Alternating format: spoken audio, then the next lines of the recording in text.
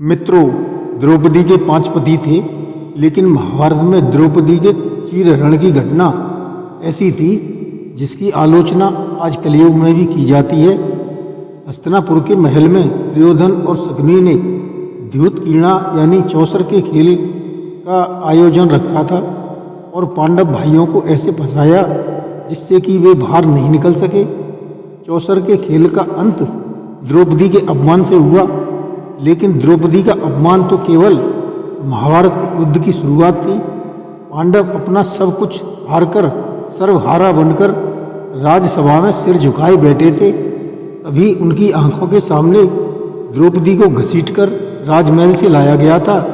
इससे द्रौपदी इतने क्रोध और पीड़ा में थी कि अपने पतियों को धिक्कारते हुए 5 पुरुषों की पत्नी द्रौपदी ने अपनी मांग का सिंदूर पहुँचना चाहा। तो आइए विस्तार से जानने के लिए बने रहिए हमारे साथ इस कहानी के अंत तक। और सब्सक्राइब कमेंट करके बेल आइकन दबाना न भूलें और शेयर अवश्य करें। धन्यवाद। नमस्कार, मैं रणवीर सिंह लोटस एंटरटेनमेंट में आपका हार्दिक स्वागत करता हूं। मित्रों, पांडवों ने अपनी पत्नी द्रौपदी को इसी वस्तु की तरह दांव पर लगा दिया था। आप भी इस बात से जरूर सहमत होंगे। जुआ एक ऐसी बुरी आदत है जो व्यक्ति के विवेक को हर लेती है। ज्ञानी, साहसी और पराक्रमी समझे जाने वाले पांडवों के साथ भी यही हुआ। धर्मराज युधिष्ठिर सहित पांडव भाइयों ने अपनी पत्नी को किसी वस्तु की तरह दांव पर लगा दिया। सब कुछ पाने के लालच में द्रौपदी को दांव पर लगाते ही पांडव अपनी पत्नी को भी हार बैठे। इसके बाद दुर्योधन ने अपने भाई दुशासन को राजमहल से द्रौपदी को लाने का आदेश दिया। जब दुशासन द्रौपदी के कक्ष में जबरन घुसा तो द्रौपदी को बहुत क्रोध आया। वहीं पर जब द्रौपदी को पांडवों और कौरवों के बीच चलने वाले खेल के बारे में पता चला तो इसे सुनकर द्रौपदी के क्रोध और पीड़ा की सीमा न रही। द्रौपदी ने जब यह सुना कि उन्हें किसी वस्तु की तरह दांव पर लगाया गया है तो उन्होंने दुशासन से प्रश्न किया, पांडव भाइयों ने अपनी मर्जी से खेल खेला है, मैं किसी भी तरह से इस खेल की प्रतिभागी नहीं हूँ, तो फिर मेरे हारने और जीतने का प्रश्न कहाँ उठता है। वहीं अगर पांडव भाई सब कुछ हारकर कौरवों के दास बन चुके थे तो फिर उनके पास मेरे स्वामित्व का अधिकार कैसे रहा। नैतिकता से अलग अगर खेल के नियमों के अनुसार भी देखा जाए तो मुझे दांव पर लगाने का उनके पास कोई अधिकार नहीं था। मैं राजमहल से नहीं जाऊंगी। द्रौपदी के प्रश्नों का दुशासन के पास कोई उत्तर नहीं था। उसे तो केवल अपने भाई की आज्ञा का पालन करना था। इसलिए वो द्रौपदी के प्रश्नों को अनदेखा करके उनके बाल पकड़कर उन्हें घसीटते हुए राज दरबार में ले आया।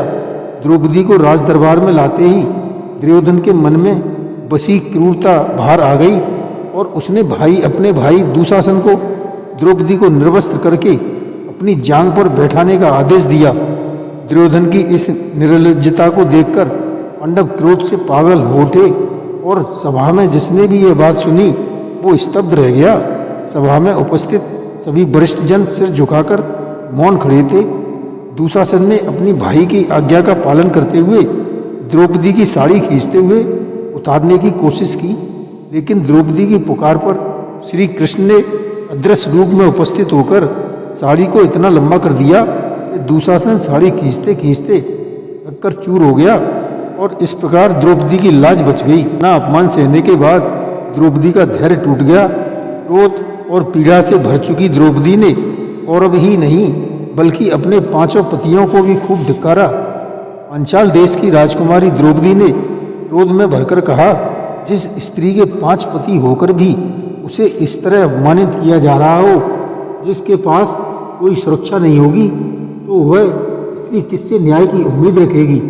आगे द्रौपदी बोली, देखो इस राज परिवार के वरिष्ठ जनों को जो सब कुछ देखकर भी मौन खड़े रहे, इन्हें भी अपने चुप रहने का खामियाजा भुगतना होगा और समय आने पर इन्हें भारी दंड भुगतना होगा। यह सब कहते हुए द्रौपदी का क्रोध और पीड़ा से भरकर रोने लगी। सारी उम्मीदें खो चुकी द्रौपदी आज काफ़ी निराश थी और 5 पति होने के बावजूद अपने आप को काफी अकेलापन महसूस कर रही थी। द्रौपदी इतने क्रोध और पीड़ा से भर उठी कि पांडवों को धिक्कारते हुए अपनी मांग में लगा सिंदूर पहुंचने लगी। लेकिन तब तक द्रौपदी के अपमान की खबर आग की तरह हर तरफ फैल चुकी थी। सूचना मिलते ही कुंती और गांधारी ने इस अन्याय के लिए द्रौपदी से माफी मांगी और उसे ऐसा करने से रोका। तब कुंती ने द्रौपदी से कहा, तुम्हारा यही सिंदूर तुम्हें न्याय दिलाएगा। इसका प्रथम उदाहरण विराट राज्य में देखा गया, जहाँ पांडव अज्ञातवास काट रहे थे। उस दौरान कीचक, जो राज्य का साला और विराट राज्य का सेनापति था, एक दिन कीचक की द्रौपदी को देखकर वह उसके रूप पर मोहित हो गया और द्रौपदी के साथ दुर्व्यवहार करने लगा, जिससे भीम बहुत क्रोधित हुए और उन्होंने कीचक का वध कर दिया। जब यह बात दुर्योधन को पता चली कि कीचक का वध हो गया है, तब सभी चकित रह गए कि आखिर कीचक जैसे महारथी का वध कौन कर सकता है। वह तो अजेय था। इस पर कर्ण ने कहा, कीचक का वध केवल भीष्म पितामह स्वयं में दुर्योधन और भीम कर सकते हैं। कौरवों ने तब अनुमान लगाया कि कीचक का वध करने वाला सिर्फ भीम ही हो सकता है। यह भीम की शुरुआत थी द्रौपदी के सिंदूर का मान रखने की, जिसे उन्होंने अच्छी शुरुआत करके साबित किया। दूसरी तरफ अर्जुन ने दिखा दिया वक्त आने पर वह कैसे सबक सिखाएगा। जब महाभारत युद्ध से पहले पांडव अज्ञातवास में थे, तब दुर्योधन ऐसी गलती कर बैठा जिससे उसका सीधा सामना अर्जुन से हो गया। उस समय युद्ध के मैदान में कौरव सेना पर अर्जुन का 12 साल का क्रोध ज्वालामुखी बनकर फूटा।